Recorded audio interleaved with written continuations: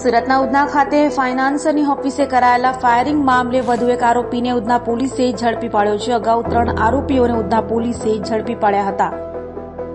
સુરતમાં ગુનાખોરીનો ગ્રાફ ઊંચે જઈ રહ્યો છે ત્યારે સુરતના ઉધના ફાઇનાન્સર ઓફિસ પર ફાયરિંગ મામલે ઉધના પોલીસે વધુ એક આરોપી એવા કાલિયાની ધરપકડ કરી છે. અગાઉ ફાયરિંગ કેસમાં 3 આરોપી ઝડપાયા હતા, જેમનો વરઘોડો પણ પોલીસે કાઢ્યો હતો. આજે ફાયરિંગ કરનાર મુખ્ય આરોપી ગુરુમુખ વોન્ટેડ છે અને તેને ઝડપી પાડવા પોલીસ ચક્રો ગતિમાન કર્યા છે. તો ઝડપાયેલા આરોપી પાસે ફાયરિંગ કરવામાં આવેલી ગન બેગમાં રાખવામાં આવી હતી અને ફાયરિંગ કરવાનો પ્લાન ઘડતી વખતે પણ કાલિયા ઉપસ્થિત હતો, જેને લઈ પોલીસે તેની ધરપકડ કરી છે. થોડા દિવસ અગાઉ ઉધના પોલીસ સ્ટેશન વિસ્તારમાં ફાયરિંગની એક ઘટના બની હતી. આ ઘટનામાં શરૂઆતમાં પોલીસે 3 આરોપીઓની ધરપકડ કરી હતી.